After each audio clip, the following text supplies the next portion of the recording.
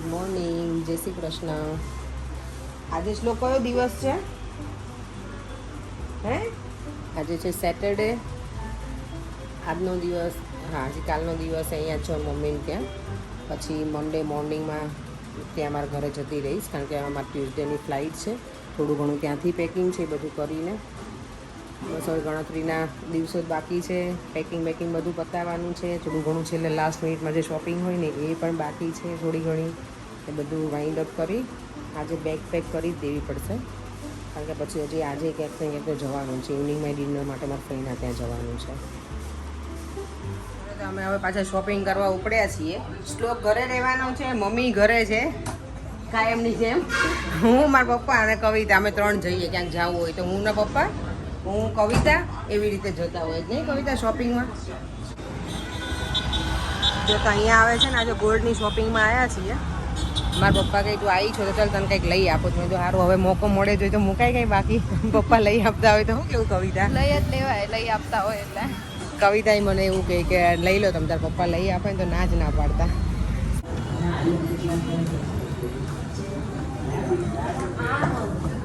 Weight કરીએ છીએ એમને બતાવે એની, પણ ગોલ્ડની ડન નથી અલાઉડ અહીંયા ફોટોગ્રાફી, એટલે અમે અમારી જ લઈશું ખાલી. જો 2 કલાકથી બેઠા છીએ અને સિલેક્શનમાં બહુ ટાઈમ લીધો એટલે પપ્પા હવે કંટાળ્યા છે કે હવે ચલો જ ઘરે જલ્દી ફટાફટ કરો. એને લાગી જ ભૂખ અત્યારે, નહીં પપ્પા? બોલો તો ખરા કશું. પપ્પા તો મોઢું જ ફેરવી લે જ્યારે કહીએ ત્યારે. અહીં સાઇન કરવાની એવું થઈ ગયું છે હવે. આમાં તે સાઇન કરવાની પહેલાં તો લઈને નીકળી જતા હતી, ખબર નહોતી પડતી. નહીં અમે એમ જ તો અહીંયા સાઇન કરવાનું બધું એકદમ લીગલ રહે છે.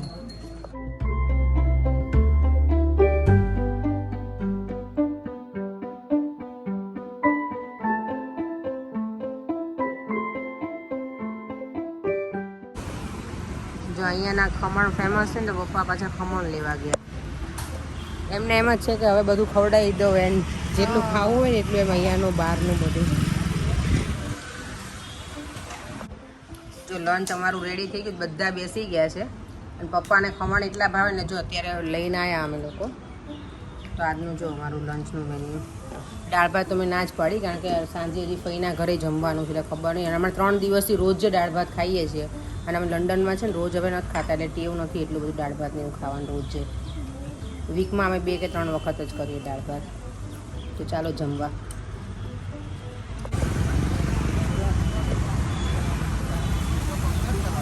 જો આ એક્ઝિબિશન અમારો બાકી હતો ને, તો હવે અહીંયા આવ્યા છીએ એક્ઝિબિશનમાં.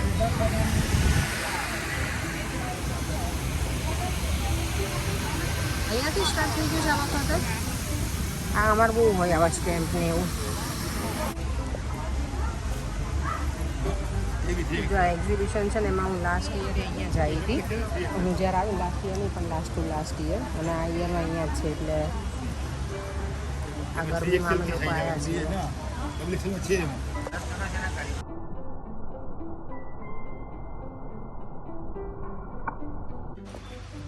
પરિયાના શર્ટ લેવાના રહી ગયા ને, એટલે પાછી હું અહીંયા ઝુડિયોમાં આવી છું. મેં જો એનું લઈને નહીં જાઉં ને તો બોલશે મને કે તારું બધું શોપિંગ કરીને લાવીને મારા માટે કંઈ નહીં લઈને ના આવી. એટલે અત્યારે સ્પેશિયલી એના માટે અમે આવ્યા છીએ. જો મારી મમ્મી છે ને સિંગ પાક બનાવે છે. મમ્મી આ ખાંડમાં બનાવે છે ને? તું ખાંડમાં, પછી ગોળમાં બનાવવાનો છે. મમ્મી પછી મારી માટે લઈ જવા માટે ગોળમાં બનાવવાની છે થોડો. અને અત્યારે આમાં ખાંડમાં બનાવે છે. ખાંડવાળું મને વધારે ભાવે છે, પણ ખાંડમાં ખાવું નથી, કારણ કે પછી વધારે ખાવું હોય ને તો ના ખવાય. એટલે ગોળમાં હોય ને તો ચાલે એમ. જો સિંગને શેકી નાખી હતી, પછી એના પેલા શું કહેવાય, છોતરા નીકાળી અને પછી એને ક્રશ કરી મિક્સરમાં મમ્મીએ ગ્રાઇન્ડ કરી. અને હવે ચાસણી લે છે.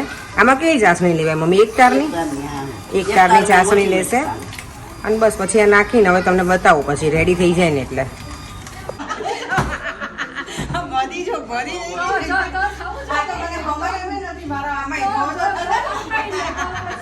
કેમ છે કવિતા? બસ મજા હો. ઓલી મળી નીચે. બસ કેમ છો? જો તો અમારી ફ્રેન્ડ છે અપેક્ષા, અમે બંને છે ને સાથે અમે સામે જ રહેતા હતા. એ અપેક્ષા છે અને હું પણ અપેક્ષા, બંને અપેક્ષા. અને અમે લોકો 1 થી 10 સાથે નથી કર્યું, પણ 11 ને 12 અમે અક્ષયમાંથી કર્યું ને અપેક્ષા. ના આપણે બંને હા. અને પછી અમે ભવન્સમાંથી બીકોમ જોડે કર્યું અને સાથે રહ્યા, સાથે ભણ્યા, સાથે ખાધું, બધું સાથે. અને આ જો અત્યારે બધી થઈ ગઈ છે. હું મેં ખાઈને બતાવ્યું છે. મેં ખાઈને બતાવ્યું નથી. હા, પાણીપુરી ખાવા જતા બહુ હતા, ખાધી નહીં બધે. હા, અમે બંને બહુ જ. અને અમે લોકો સાથે બધે વાંચવાનું બંને કેટલા અમે લોકો 7 જણા હતા. હું ને અપેક્ષા, પછી મારી 2 ફ્રેન્ડ, 2 સેજલ, ચૈતાલી, વૈશાલી અને સ્નેહલ. અમે આટલા લોકો સાથે જ બધા ભણ્યા છીએ, જોડે વાંચ્યું છે, બહુ જ મજા કરી છે. અને આ છે અપેક્ષાનું ફેમિલી. એના હસબન્ડ છે અને બંને છોકરા છે, રુદ્ર અને દ્રવ્ય અને અમિત. હેલો. તો આજે મને સ્પેશિયલી મળવા આવી છે 10 વર્ષ પછી. હું 2014 માં આવી ને ત્યારે અમે મળ્યા હતા.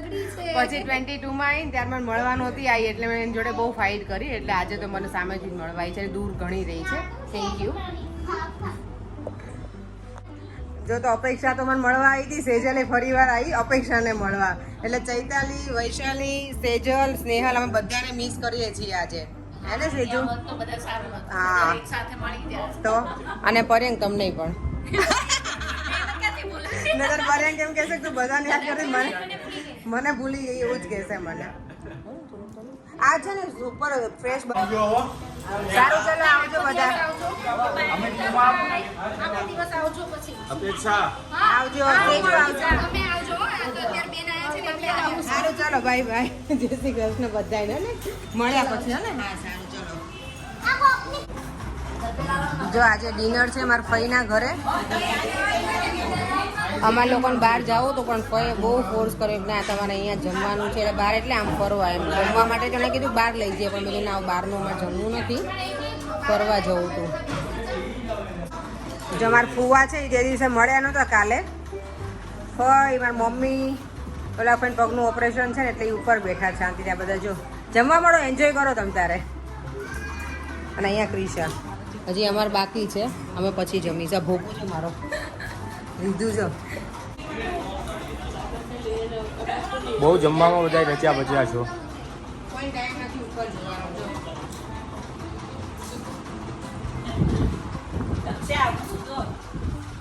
કાકી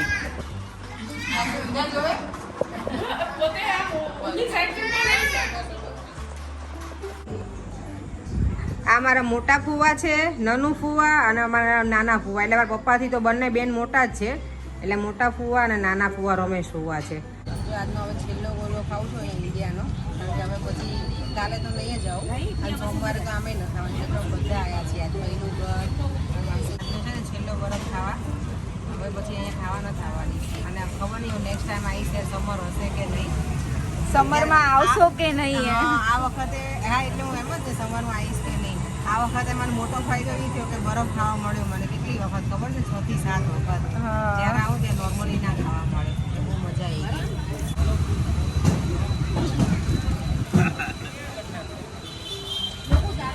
રાહી કયો ફ્લેવર છે તારો? ઓરેન્જ અને ઓકે. તારો સરસ છે જો શ્લોકનો શ્લોકો? રેઇનબો કલર છે ને શ્લોકો? કયો કલર છે? રેઇનબો. વાવ.